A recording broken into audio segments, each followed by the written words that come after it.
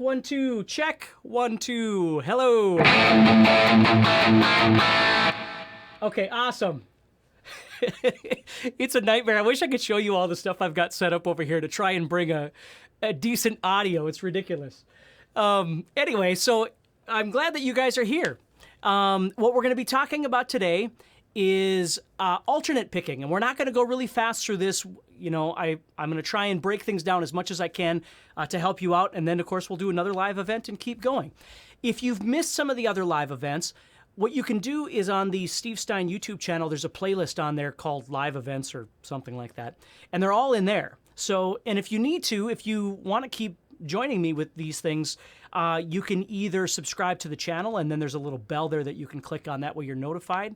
Or you can text the word guitar to the number 43506 from your cell phone, but you have to be US or Canada to make that work. Anyway, I don't want to waste any more of your time with that weird audio stuff. Yeah, thank you. The audio actually sounds really good. It's just someday, like I said, it'd be really fun to tell you exactly how this whole thing is set up, because it's kind of ridiculous.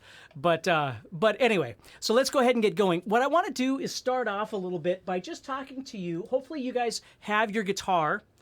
And let's see. Let me see what I can do about this. I don't think I can do anything about the screen right now. Yeah, the screen will have to be... I don't know why the screen is small either. It's all messing with me today. Just do the best you can, okay? So if you have your guitar and you have your guitar pick, let's just start with that and work our way through this. And again, I know you're busy and you've got live, so I'm not going to waste your time, okay? So the first thing I want you to do is understand that the guitar pick is an essential part of alternate picking. The thinner the pick, the more the pick is going to want to bend, and therefore it's not going to have as much of an attack. Now, before we even get started here, I always hear the arguments of, you know, speed picking versus not speed picking. You know, I want to play fast, and there's no reason to play fast. There's more soul in 1,000 in one note than 1,000 fast notes and all that kind of thing. I don't subscribe to any of that. I think for you, you got to find what works for you. And what I'm going to be talking about today isn't just speed picking, it's alternate picking for all kinds of different reasons. So even if you didn't want to learn to play fast, and if you do, that's great, but if you don't, it's still really important to learn how to effectively alternate pick so you're not wasting energy, and you can play for a lot longer, and you can play, you know, 8th notes or 16th notes or whatever it might be over the songs that you enjoy. So this isn't an argument about whether or not something is just for shredding or something. It's not. There's all kinds of different things we can do with this. So the first thing I want you to do is I want you to think about the guitar pick, and I'm going to recommend to you to have a pick that's fairly thick, so when we go to start picking across this string, the pick isn't wavering. Now, these are just suggestions. If you've got something that's already working for you, or you've got something that you'd rather do versus something that I suggest, don't worry about it, okay? I don't have all the answers. I'm just giving you some suggestions at all. So here's what we're going to do. We're going to take that guitar pick and we're going to come across the strings just like this. You'll see how my arm is coming across the guitar just like this at this angle. Now let's talk about some of this stuff a little bit. Now when I hold onto the guitar pick, I hold onto the pick with my first finger and my thumb. I don't use the other fingers. The other fingers are kind of used as a brace, and we'll talk about that as well. Okay, so I'm holding onto it fairly close to the tip of the pick. And that's why I use really small picks. I use these Jazz 3s, or somewhere around here I've got one of those John Petrucci picks. But those smaller style picks work really well for me, but I have really small hands too. Okay? So as I'm holding on to that pick, if you think about it, I'm almost making kind of a D shape with my fingers. Okay? So I'm making that D shape and I'm putting the pick in there. So the pick really is just an extension from that D shape that I've got. Now, before we start worrying about the wrist and all that, let's just talk about when we pick the strings, you really have 3 different places that you're going to pick from. You're either going to pick from your elbow, you're going to pick from your wrist, or you're going to pick from your fingers. And you might do a combination of these, but the most important thing I want you to walk away from today is being aware of what you're doing and how you could make what you're doing better if you can. Maybe you're already doing it perfect and that's awesome. But I just want you to be aware of that. So it's not doing everything the way I'm doing it. It's just being aware of all the parts of this. So the first thing we need to be aware of, and if you've got your guitar, go ahead and grab it. I'm going to start doing some palm muting on the 6th string here.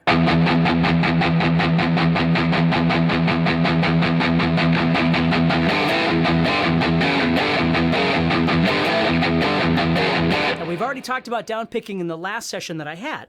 So we're good there, and if you haven't seen that, you can certainly go back and watch that. But what I want you to start thinking about is your picking technique, okay? When you pick, are you picking, for instance, by moving your wrist this way, or by moving it, for instance, this way? Or are you just simply shaking your wrist? And the reason I want you to think about these three different things, when I'm playing, if I'm playing something that's slower, like this, I think there's a lot more hammering with my wrist at a slower pace, okay? Whereas I get faster, I tend to start moving a bit more in this direction, kind of like you're shaking water off your hand, okay? So, let's see. Let me see a couple things you got here. Small hands. Do I use the same pick for both acoustic and electric? I do. Yep. I don't switch picks out. I just use the same pick for everything. But what I want you to think about now is if we were going to try and start picking alternate, which is down-up picking, and that's all we're going to focus on right now is just down-up picking on this string. What we have to think about is as we come across the guitar like this, okay, my palm mute right here, the left part or the bottom part of my hand, of course, is touching those strings to cause the palm mute. So then what I do is I lay over the top, okay, so I'm going to lay over like this, and I'm going to start picking that string. Now here's where I need you to start thinking a little bit about what you are doing with the pick to see what works for you. Now I'm going to show you a couple of different things, so you just got to kind of watch my hand as best you can here. Okay, some people like to pick more at an angle like this. Do you see how I'm turning my wrist in, okay, inward like this? So they're picking at more of an angle like this as they play. I have a tendency of turning a bit over the top like this, okay? Now, I'm not turned like this, okay? You see how I'm actually turned like the opposite direction?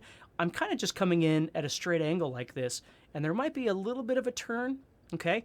But the point is, what I want you to start thinking about is depending on whether you play at an angle or you play fairly straight on, is where your pick winds up on the string, right? You might be on the top of the string up here, okay? Or you might be a little bit towards the bottom of the string. And if you watch a lot of players that do a lot of alternate picking, from Eric Johnson to, you know, Steve Vai to Yngwie Malmsteen and all these people, they all have a different way of doing this. Like Marty Friedman, if anybody knows who Marty Friedman is, he's got a very different way of being able to pick these, and he's incredibly fast. So my point to you is you don't necessarily have to change what you're doing. Maybe you do. But most importantly is that you just become aware of your surroundings. You're aware of the fact that primarily your power is coming from your elbow, or it's coming from your wrist, or it's coming from your fingers, okay? And then once we've put the pick on the string, we start thinking a little bit about where we are on that string. Why do we want to know that? Well, let me show you. If I'm playing I'm going to bend down a little bit this way with my wrist, so I'm playing a bit on the bottom side. Now, this is very uncomfortable for me, but if I was doing that, what I have to be aware of is the fact that the guitar string is sitting right here, and I'm actually playing down here, and I'm hitting the string at this angle. Where normally when I play, I'm kind of up on the top playing at this angle, okay? And that's going to make a big difference because as you start moving through strings, which we're going to talk about next time, as we start moving through strings, you want to make sure that that pick is able to clear. You know, for instance, if you do a down, up, and then you got to go to the next string to get a down, you want to make sure that you're not actually having to pick up and jump over the top. So let's just start developing a down pick, okay? Now again, this might be slow for you, or it might be fast for you. I'm just picking something in the middle. But let's just start picking down, up like this.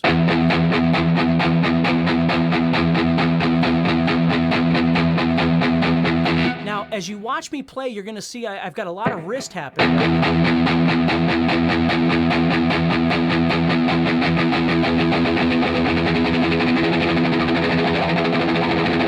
As I go faster, that wrist tends to move a little less, and it starts moving into this. Okay? When I'm moving slow, this is too fast, so I use a lot more of my wrist motion.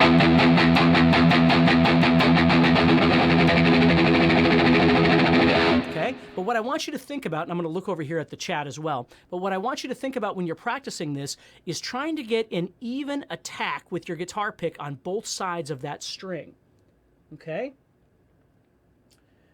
attack angle of the pick, let's talk about that really quick, okay? That's a good question.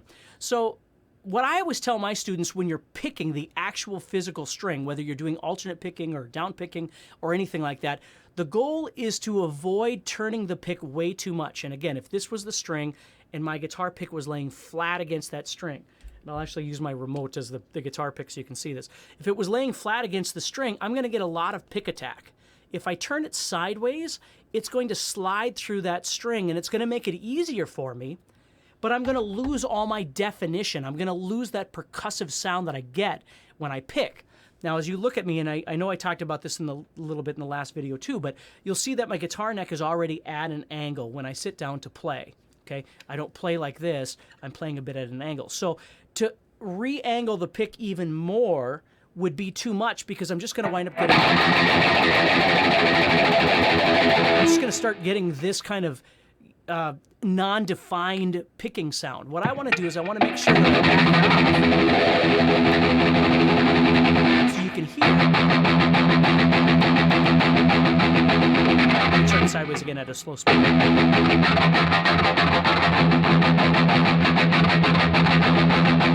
So the goal isn't to turn it so much to where you start getting that mushy sound. The goal is to try and have the pick straight enough to where you're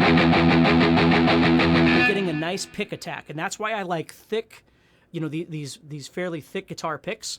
And I like a really pointed end on the pick as well, because the rounder the end is, I just threw away a whole bunch of picks this morning.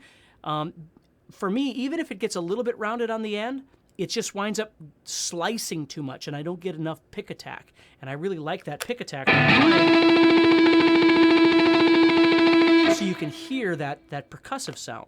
So again, you're coming across the guitar, you're kind of thinking about where your movement is coming from, and understand when you're going slower to when you're going faster, that movement may change, and that's okay, all right? And the thing, thank you, R.D. Miller 901. Think about that pick attack as well. Make sure that you're coming at an angle where you can get more percussion from it. Okay, so now we've got this movement happening here. We're trying to target both the down and the up so we're getting an equal amount. Now, if you were sitting, like I said earlier, if you were sitting a little bit below the pick or below the string like this and you're picking at an angle, it's okay. I mean, the string is round, right? So it doesn't really matter where you're picking at this point as long as you're getting the same attack on both the down and the up sides. So you're not getting this kind of uneven velocity of your down and your up pick. Okay? Let me get my notes here. Okay? So as we're doing this, now I've got this pick happening. So I'm relaxing all my muscles, and we talked about that earlier too. Okay, from my neck on down, I'm relaxing everything as I play. Okay? Now the other thing I got to think about is where to put my fingers. Now, you can either float your fingers in the air like this. You just set down your hand to palm mute, and that's all you have. And these fingers float. Or you can stabilize or plant them onto the guitar. Now, there's no right or wrong. People have different opinions on this sort of thing. I have a tendency of planting my hands onto the guitar as I play, just because that's how I learned how to play. Now, all my fingers don't, you know, I've got 3 fingers sitting here that are exposed. I don't have to put all 3 on the guitar. Sometimes it's just my pinky, sometimes it's just my 3rd finger. And of course, as I play, if you think about it, if I played like this, now watch, I'm sitting right here, kind of, I don't press into the guitar as much as I just kind of set them down as a guide. As I move down, what you'll notice at the very end is I wind up with just my 3rd finger on the guitar because my pinky winds up getting out of the way. It's just an automated thing that happens when I play. If you watch like Yngwie play, a lot of times he'll have his pinky on this side of the volume knob. My fingers are too small to do that, so I don't do that. So I'm just playing normal. I'm kind of grabbing on down here, just stabilizing. And again, you can see right there's my 3rd finger laying against the guitar. That's how I play, and it just happens by automation. I'm not thinking about it, and when I go to play, this is just what happens. Like right there, you can see my 3rd finger just goes down. And that's kind of how I move. I have a lot of friends that play, and they don't touch the bottom of the guitar at all. And again, that's fine. I'm just making you aware of all these different pieces, so when you go to start practicing, You know, if you practice on the 6th string at a slow speed, alternate picking, it's going to feel different than if you were practicing on the 1st string at a fast speed or whatever it might be. The technique is going to change a little bit as you keep going, okay? Now, here's another thing, just before I get to your questions there, another thing I want you to think about when it comes to this alternate picking. I want to give you a real-life perspective on this. Because, again, we always think of alternate picking as being shredding or speed picking, and it is. Obviously, you can't play fast for the most part without learning how to do some element of alternate picking. But let's say you were in a situation, you were playing a song. What I've got here is a drum beat that's at 120 beats a minute, which is not fast. It's just a song.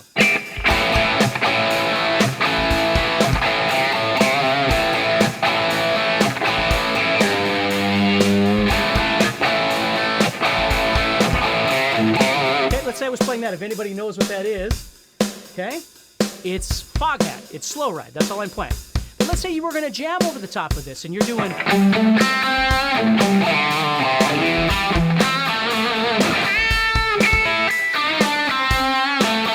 But let's say you wanted to bump into, instead of just playing dot, dot, dot, dot, dot, dot, dot, dot, you wanted to jump into 16th notes going dakka, dakka, dakka, dakka, dun. And not because you're trying to be a speed demon, but because you want to play faster than... Now, you could use hammer-ons and pull-offs, which is cool. But let's say you wanted to pick, right? So I've got something like this.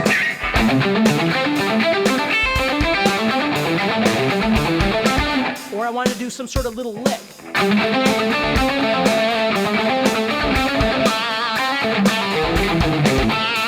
Something like that, right? So I got this.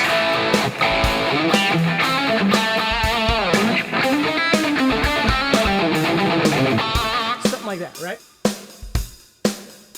So my point is, it's not speed, it's not shred. You're just looking to take a song that's 120 beats per minute, and you're trying to do a dakka dakka dakka dakka dun da dum ba dum bum boom bum, which always reminds me like of Nuno Betancourt or something like that. But so alternate picking is important for songs that aren't fast, and it's not just for shredding, it's for all kinds of different things, okay? So what we want to do today then, to start developing some of these things that we're talking about, and hopefully you'll go back and watch this if you need to and kind of think about it, but we're thinking about relaxing, number one. Number two, we're thinking about where our motion is primarily coming from and whether or not that's best for us. Like I don't move from my fingers like this, okay? I don't do this. It's all either from the wrist, shaking it like this, or if it's slower, it's more of this sort of thing, right? That's what my wrist is primarily doing, okay? Now, inevitably, my elbow is in there too, but I'm not moving all of it like a hammer from my arm like this. It's more of a motion from my wrist, okay? The next thing is once the pick reaches the guitar, what angle is the pick at, and where are you at on the strings? And again, it's just good to be aware of that, certainly for the next time we talk, which will be starting to move across the strings using alternate picking. So the next thing for us is to start trying to make some exercises here for us to practice along with. So what I'm going to do is, Russ says, what do I use for the drum beat? Right now what I'm using is I have all kinds of different things I use for drum beats, but right now I'm using what's called addictive drums. So for those that have been asking questions out there, right now I've got GHS boomers on here. They're 9s, and this is an Ibanez Gem guitar. 7s. This is what they call the burnt flake version of that. And I use Dunlop picks. They're Jazz 3s, although I certainly use the Dunlop John Petrucci picks as well. And let's see. And then the drum machine I'm using right now is called Addictive Drums. They have a standalone app that you can use along with all their recording stuff and things like that. I'm using that app. Nikolai says, do you change the angle of the pick when speeding up? And same question for the motion. Yes. As a matter of fact, I do. Again, I don't know that I would change the angle as much. But I think, to be honest with you, when I start speed picking, I have a tendency of dipping in just a little bit like this. So if I was playing more of a... It's more open. And then when I go to speed pick, I dump over just a little bit like this to start playing faster. Because I am turned just a little bit slightly like this when I go into those. It's not a lot, but I would say for sure it's happening a little bit when I tend to move into my speed picking things. That's what happens. Okay, so let's do this. We've got a Lisa. I'm not sure the cost of addictive drums. You'd have to look it up. I'm not exactly sure. Okay, so let's keep going with this. What I'm going to do now is I'm just going to take my not fancy, metronome. We're just going to use this. Okay, so I've got this set at 120 right now. If my blind eyes can see this, yes, it's 120. Okay, so I'm going to set that down. Now, we were doing this last time. We were doing these downs. Well, now what we want to do is we want to start doing down-ups. Now, this is really important, everybody, depending on your usage of a metronome and understanding quarters and eighths and sixteenths and that sort of thing. If you are absolutely new to alternate picking, you've never done alternate picking in any decent capacity before, the basic premise is that whatever you normally down pick at, you would double the speed by down-up picking. You'd add an up in between. Let me show you what I mean. I don't want you to do this yet because I'm going to explain to you something else. But if I was doing this, and I want to do my alternate picking, I should be able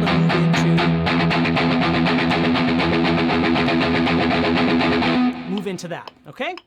But if you're brand new with alternate picking, that might just be too fast for you. Okay, so what I tell people to do if you're new at alternate picking and you're really trying to get in tune with what you're doing and how you're doing things, instead of doubling the speed, go the same speed. Let's say, for instance, I speed this up a little bit to 160. So now I've got my downs here. But instead of doubling that, I'm going to just do. Instead of going down, down, down, down, down, I'm going to go down, up, down, up, down.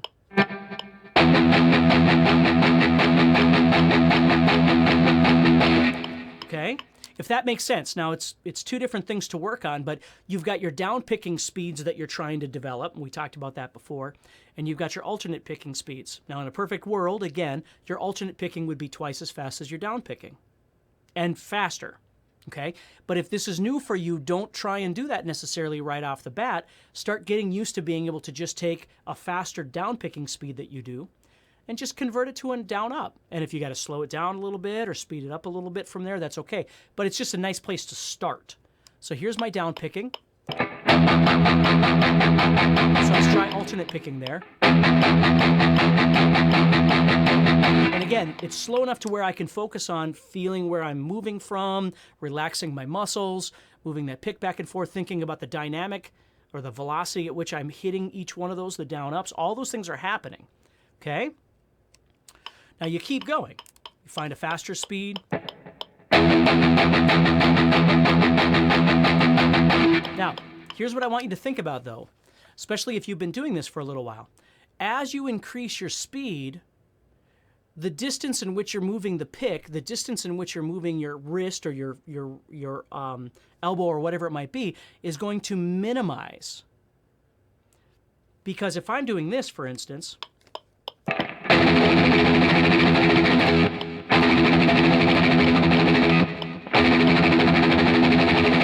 okay, it's a little bit faster, right? So as I'm doing that, I don't want to move my pick a lot. I basically just want to get from the top of the string to the bottom of the string and then back to the top of the string again. So as you get into really fast alternate picking speeds, again, things are going to change, right? And you got to be aware of that. So that's why it's so important as you keep practicing in your guitar journey, and not just with alternate picking, but all kinds of different things, is understanding as your tempo changes, the method in which you are attacking your guitar is going to change to a certain degree as well. You know, when I'm doing something that's really slow,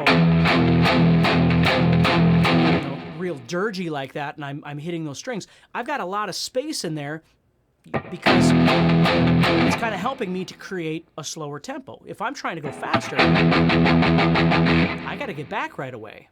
And I know that's logic, but I just want you to think about that. So as you're picking that string, you start concentrating on keeping with the tempo, right? Dynamic, all that kind of stuff. You're thinking about all these different things. But here's the thing I want you to do as well. Every once in a while, I want you to put down your pick, and I just want you to try and play fast. I don't care how sloppy it is. I don't care how bad it sounds. I don't care how awkward it feels. I want you to start learning. Don't get me wrong, a metronome is really important, or some sort of rhythmic element to play along with is incredibly important. But sometimes it's really neat just to put it away and just practice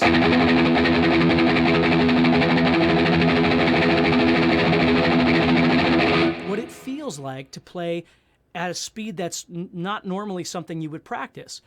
Because if you're always going to rely on the metronome, it's going to take you forever to try and do that because you're now playing with the metronome. So if you're at 172, you're never going to play up there until you get the speed up that high. I say to you, let's have some fun, right? Play at 172. Practice this thing at 172 like you're supposed to. But then every once in a while, just put it away and practice what it feels like to be going really fast. Think about the angle that you're picking up. You know, how much you're moving, staying relaxed, all those kind of things. And what you can actually learn how to do, and this is a lesson I did for Guitar World magazine called bursting, where you start learning how to play from down here. This is your 172 or whatever, and you're pushing those levels up. But then you've got this incredibly fast one up here that you're honing your chops to, okay? And you're getting comfortable with how this feels, but we don't know what tempo this is at, right? So we start defining this tempo, and then we start working our way this way. So we can make these two pieces kind of come together, as opposed to always working from down here up. Sometimes it's kind of fun to start up here as well. Now again, I'm not saying don't practice this one down here. This one is crucial to you. But what I'm saying is there's another one up here that is kind of fun for you. So you're practicing at whatever speed you're doing. And then you've got another one where you're just going as fast as you can, trying to get used to what all this feels like now at that speed.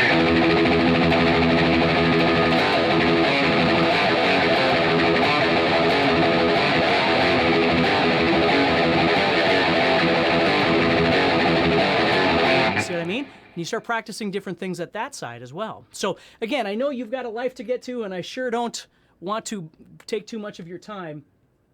What's the name, the drum used by Steve?